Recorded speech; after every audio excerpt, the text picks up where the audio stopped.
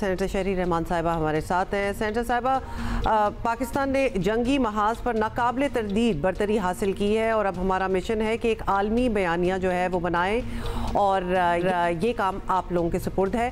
तो क्या मैसेज और क्या टारगेट्स लेकर आप लोग अमेरिका आए हैं?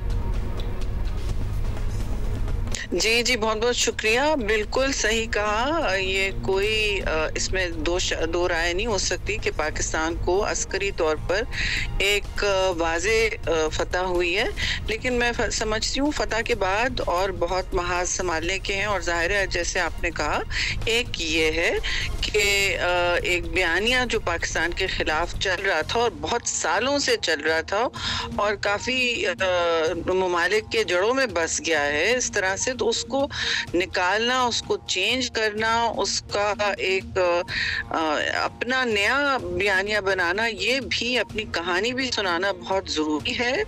और मैं समझती हूँ कि जो इस वक्त चेयरमैन बिलावल ने जिस तरह शुरू किया है, कोई दिन में इतनी मीटिंग्स हैं कि रात तक चलती हैं, तो एक इस मस्बत तो ऑलरेडी नतीजा मुझे नज़र आ रहा है।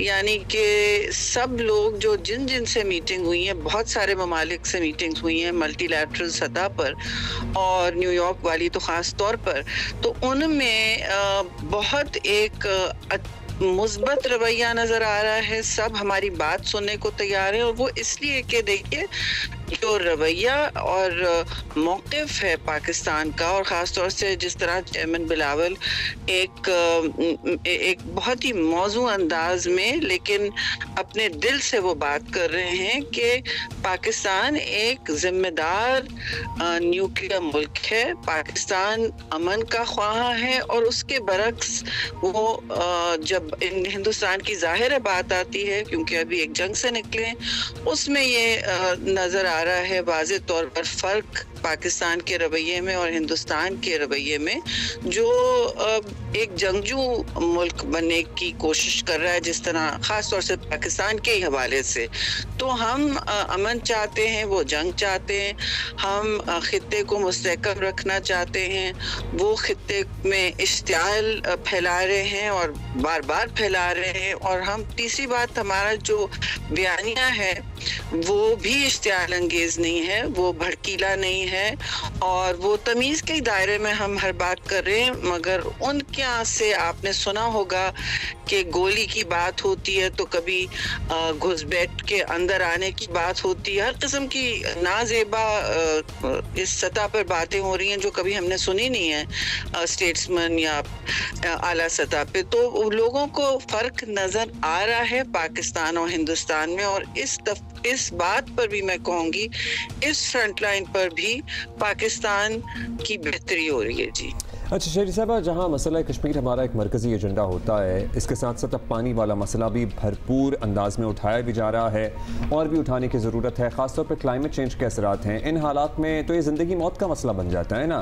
क्या इस सिलसिले में भी हमें कुछ मज़ीद करने की ज़रूरत है या हम जिस डायरेक्शन में हैं ठीक है? जी बिल्कुल, हर मीटिंग में कश्मीर और ख़ास तौर से इंडस वाटर दोनों किसी मीटिंग में, किसी डिस्कशन में नंबर 1 आ रहे हैं दोनों चेयरमैन की बातों में। और वो ये भी बता रहे हैं कि देखिए, इंडस वाटर ट्रीटी जो है ये इनका एक ऐसा कदम है जो ना सिर्फ जारहाना है, लेकिन दुनिया की मल्टीलैटरलिज्म, उसका रूल्स बेस्ड ऑर्डर की धज्जियां बिखेर रहा है। क्योंकि ये ट्रीटी कोई ट्रांस बाउंड्री ट्रीटी है, लोगों का दो ममालिक के दरमियान है। उसमें वर्ल्ड बैंक इन्वॉल्व था, आलमी इदारे इन्वॉल्व होते हैं। तो हिंदुस्तान ना तो बाहमी ताल्लुकात रखना चाहता है जो नज़र आ रहा है, और ना वो मल्टीलैटरलिज्म के किसी कानून, कवायद या ज़वाबित के मुताबिक काम नहीं कर रहा। तो दोनों की वो धज्जियां बिखेर रहा है। और पाकिस्तान के साथ उनका जो इस वक्त बयानिया है वो मैं समझती हूँ नाकाबिले बर्दाश्त है ना वो। और इस ज़िम्रे में आ गया कि वो लगता है कि वो कोई अपनी हेडलाइन तब्दील करना चाह रहे हैं जो उनको इस वक्त सता रही है, खासतौर से उनके डोमेस्टिक ऑडियंस को, तो कश्मीर तो जाहिर है जब सारा एक फ्लैश पॉइंट बन जाता है, जब सारे खित्ते की मसाइल के जड़, मतलब दोनों ममालिक के दरमियान मसाइल की जड़ तो वो है, तो ना सिर्फ उन्होंने कश्मीर में एक ऐसी मुसीबत डाली हुई है कि वहाँ के लोग जाहिर है अब आवाज उठा रहे हैं, लेकिन वहाँ कश्मीर के हवाले से हर जगह बात हो रही है कि अनरिजॉल्व्ड इशू है, ये फ्लैश पॉइंट बनता जा रहा है और ये खित्ते को गैर मुस्तहकम करेगा। आपको लोगों की आवाज सुननी होगी, यूएन रेजोल्यूशन के मुताबिक हक खुद इरादियत की बात करनी होगी और हल ढूंढने होंगे जो देरपा है। इस देरपा हल पे उनका बार बार एम्फसिस है और इन्हिसार है कि हल तो देरपा तभी होगा जब इस तरह के रूट कॉजेज पर एटलीस्ट शुरुआत हो डिस्कशन की और कोई रास्ता ढूंढा जाए। जो यूनाइटेड नेशंस में हम हैं, यूनाइटेड नेशंस ने ही करारदादें पास की हुई हैं, तो कोई रॉकेट साइंस नहीं है। और पानी भी इसी तरह का मसला है जो इस वक्त आपने क्लाइमेट चेंज की बात की। देखिए अब नई लिस्टिंग जो आई है, प्लीज याद रखें, पाकिस्तान दुनिया का सबसे ज्यादा मुतासिर मुल्क है। क्लाइमेट रिस्क इंडेक्स जो नया आया है 2025 का, उसमें पाकिस्तान सबसे नंबर 1 है मुतासिर ममालिक में।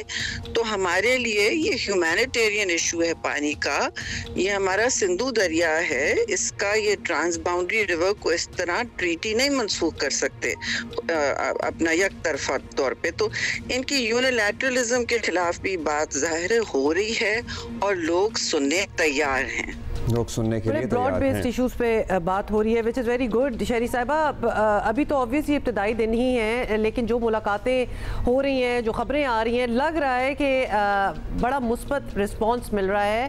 आपको भी ऐसी ही तवक्को थी? What expectations did you take with you?